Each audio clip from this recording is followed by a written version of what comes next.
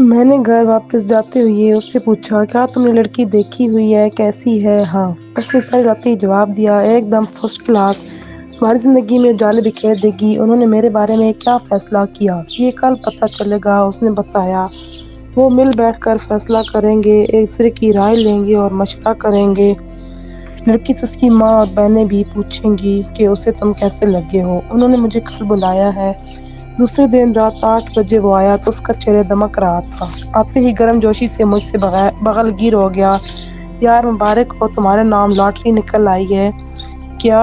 مجھے اپنی سماعت پر فطور کا احساس ہوا۔ واقعی انہوں نے مجھے پسند کر لیا۔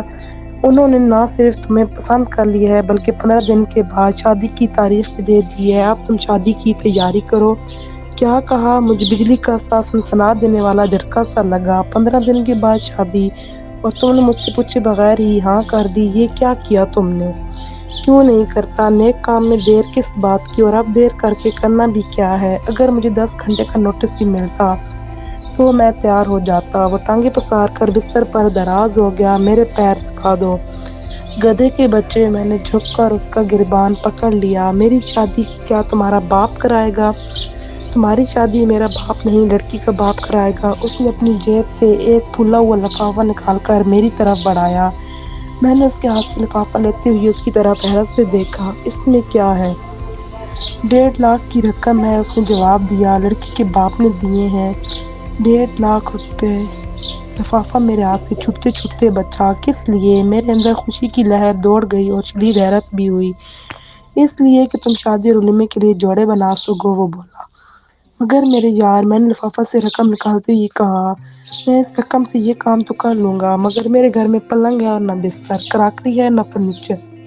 میرے دوست، تم اس قدر پریشان اور گھبرا کیوں رہے ہو؟ اس نے جواب دیا، تمہاری بیوی الادین کے چراغ کے جن سے کہیں بڑھ کر ہے۔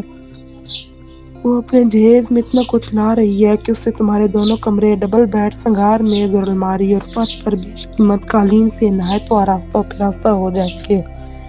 اس کے علاوہ تمہارے باورچی خانے میں جو امریکن کینٹ بنٹ خالی اور منہ چڑھاتا ہوا ہے، وہ کراچی جو ڈنر سیٹ سے بھر جائے گا۔ تمہیں کسی چیز کی ضرورت پڑے گی اور نہ ہی کسی بات کی کمی محسوس ہوگی۔ تم ساری زندگی کسی شہزادے کی طرح عیش کرو۔ لڑکی کے بارے میں تم نے مجھے کچھ نہیں بتایا کہ وہ کس شکل و صورت و رنگت کی ہے، اس کی عمر کیا ہے، کیا وہ سگڑ اور سلیقہ مند بھی ہے یا نہیں، پھوڑ تو نہیں ہے جو میرے سر تھوپی جا رہی ہو۔ لڑکی بہت زیادہ خوبصورت تو نہیں، لیکن اتنی پرکشش ہے کہ شاید تم نے خواب میں بھی یہ نہ دیکھی ہو۔ وہ کہنے لگا، سینا پرونا جانتی ہے اور ایک سلائی کوچنگ سینٹر میں ڈپلومہ بھی لیا ہوا ہے۔ وہ مردانہ ملبوسات کی سلائی میں بھی اتنی ماہر ہے کہ تمہارے کپڑے اور ہر طرح کا لباس بھی سی سکتی ہے۔ تمہاری ازدواجی زندگی اور اس گھر کو اس قدر حسین اور خوابناک بنا دے گی کہ تم سوچ بھی نہیں سکتے۔ میں نے فلیٹ میں دوسرے دن ہی رنگ و روغن کروا دیا تو وہ آئینے کی طرح چمک اٹھا۔ شادی سے ایک دن پہلے لڑکی کا جہیز بھی آ گیا۔ نہ صرف شاندار قسم کا فرنیچر تھا بلکہ 30 انچ کا T V, fridge, micro oven, cooking range اور واشنگ مشین۔ باورچی خانے کی ضرورت کا اتنا سامان تھا کہ مجھے ایک شو کیس خریدنا پڑا۔ رشید، میں اور ایک دوست نے مل کر کمرے کو حجرہ عروسی بنا دیا۔ دوسرے دن شادی بڑی دھوم دھام اور روایتی انداز سے ہوئی۔ رخصتی رات 1 بجے ہوئی۔ یہ شادی پرانے رسم و رواج کے مطابق ہوئی۔ اس کے والدین چونکہ دقیانوسی خیالات کے تھے، اس لیے نہ تو ویڈیو بنائی گئی اور نہ اسٹیج پر بیٹھی دلہن کی تصویریں موبائل فون پر بنانے دی گئیں۔ پردے کا اس قدر سخت انتظام تھا کہ 12 برس کی عمر کے لڑکے کو بھی خواتین کے حصے میں جانے کی اجازت نہ تھی۔ عورتوں میں ویٹر لڑکیاں کھانا کھلانے پر مامور تھیں۔ انہوں نے ہی میزوں پر کھانا چنا تھا۔ رات جب میں دلہن کو لے کر فلیٹ پر پہنچا، رات کا 1:30 بج رہا تھا۔ تھوڑی دیر بعد میرے دوست اور ان کی بیویاں رخصت ہو گئیں۔ پڑوس میں ایک فلیٹ کرائے کے لیے خالی تھا۔ اس کے مالک نے مجھے 3 دن کے لیے مہمانوں کے لیے مجھے دے دیا تھا۔ علی اس قدر تھکا ہوا تھا کہ اس فلیٹ میں سونے چلا گیا۔ اس کی دونوں بیویاں شادی حال سے ہی رخصت ہو گئی تھیں۔ فلیٹ میں اور میری دلہن عروسہ رہ گئے۔ میں بیرونی دروازہ بند کر کے حجرہ عروسی کی طرف بڑھا تو میرا دل بڑی شدت سے دھڑک رہا تھا۔ میرے تصور میں فلمی اداکارہ کترینہ کیف جیسا چہرہ اور ایشوریا جیسا سراپا لہرا رہا تھا۔ مجھے یہ سب کچھ کسی سوانح خواب کی طرح لگ رہا تھا۔ مجھے یقین نہیں آیا تھا کہ میں نے اپنی منزل پا لی ہے۔ اللہ نے ایک ہی دن میں میری کایا پلٹ دی تھی۔ اب میں دنیا کا خوش ترین شخص بن گیا تھا۔ اب نامراد نہیں بلکہ بامراد ہو گیا تھا۔ میری دلہن بھاری پلنگ کے نرم و گداز اور فوم کے بستر پر کسی رنگین گٹری کی طرح سکڑی سمٹی ہوئی بیٹھی تھی۔ اس نے لمبا سا رنگین گھونگھٹ نکال رکھا تھا۔ میں اس کے سامنے جا بیٹھا۔ میری رگوں میں خون بڑی تیزی سے گردش کر رہا تھا۔ دل کی دھڑکنیں بے قابو ہونے لگیں۔ انجانے خیالات نے میرے دل کو گدگدانا شروع کر دیا۔ میں نے دونوں ہاتھوں سے گھونگھٹ کے کونوں کو پکڑ کر الٹ دیا اور ایک دم سے اچھل پڑا جیسے بچھو نے ڈنک مارا ہو۔ میرے دل پر چھریاں چلنے لگیں۔ وہ 30 برس کی ایک بھدی سی عورت تھی۔ گو وہ متناسب و جریرے بدن کی تھی، اس کے باوجود بے کشش تھی۔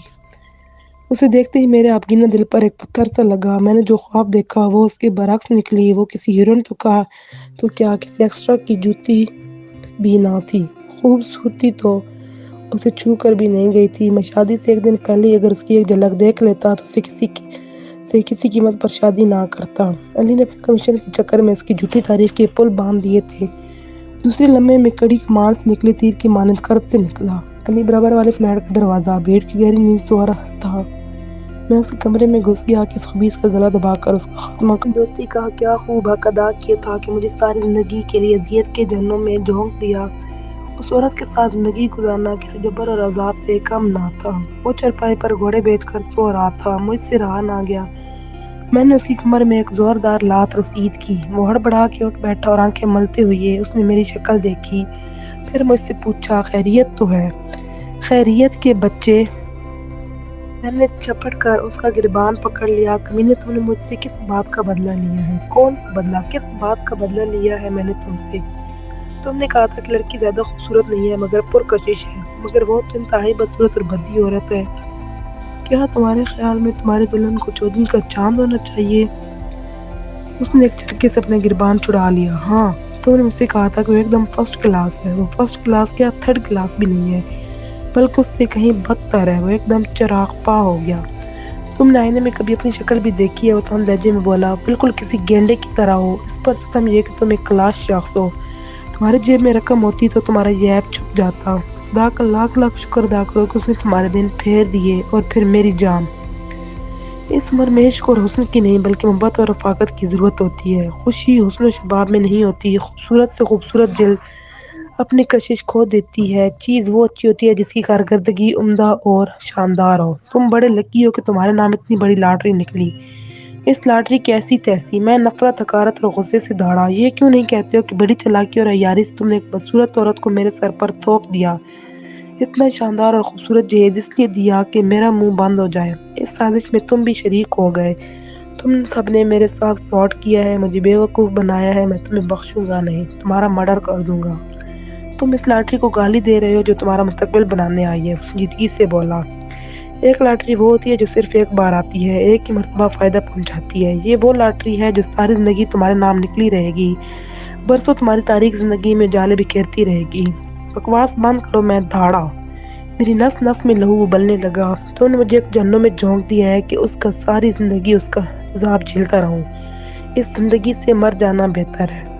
سنو میرے دوست، اس نے پیار سے میرا شانہ تھپ تھپایا، جذبات کی رو میں بہہ کر مت سوچو، ذرا ٹھنڈے دل سے غور کرو، حقیقت پسند بن کر غور کرو۔ تمہاری دلہن ایک بینک میں ملازمت کرتی ہے۔ اس کی ماہانہ تنخواہ 30,000 روپے ہے۔ اس کے علاوہ اس کا ایک فلیٹ گلشن میں ہے جس کا ہر ماہ 25,000 روپے کرایہ آتا ہے۔ اس کے علاوہ بینک میں 3-4 لاکھ روپے بینک بیلنس ہے جس سے اسے ہر ماہ منافع بھی ملتا ہے۔ وہ یہ رقم تم پر اور گھر میں خرچ کرے گی جس سے تمہاری زندگی پرسکون، آرام دہ اور خوابناک ہو جائے گی۔ کیا دنیا میں ایسی کوئی لاٹری ہے جو ہر ماہ 60,000 کا انعام دیتی رہے؟ نہیں، میرے منہ سے بے ساختہ نکل گیا۔ تو پھر جا کر اپنی لاٹری کو دیکھو، وہ تمہیں دنیا کی سب سے حسین عورت لگے گی۔ میں نے ہجلہ عروسی میں جا کر دیکھا، اپنی دلہن کو دیکھا۔ اس نے غلط نہیں کہا تھا، وہ دنیا کی سب سے حسین اور پرکشش عورت لگ رہی تھی۔ میں نے اپنی جیب سے منہ دکھائی کی انگوٹھی نکال کر اس کی انگلی میں پہنا دی۔ ہماری شادی کو 4 برس کا عرصہ گزر چکا ہے۔ گھر میں 2 خوبصورت اور پیارے پیارے پھول مہک رہے ہیں۔ ہر لحاظ سے روسا میرے لیے ایک اچھی رفیق ثابت ہوئی ہے۔ اس نے کبھی بھی مجھ پر اپنی آمدنی کا رعب نہیں ڈالا بلکہ اپنی تنخواہ اور کرایہ لا کر میرے ہاتھ پر رکھ دیتی ہے۔ میری ہر طرح سے خدمت کرتی اور خیال رکھتی ہے۔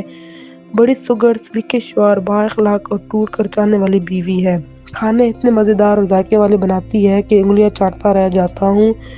ہماری زندگی بہت حسین اور خوش، اس کا باطنی حسن روز بروز نکھرتا جا رہا ہے۔ سچ پوچھے تو وہ ظاہری حسن رکھنے والی عورتوں سے کہیں زیادہ حسین اور پرکشش ہے۔ میں انتہائی خوش قسمت ہوں، مجھے اپنے آپ پر رشک آتا ہے۔ میں دعا کرتا ہوں کہ ہر مرد کے نام ایسی ہی لاٹری نکلے۔ ختم شد۔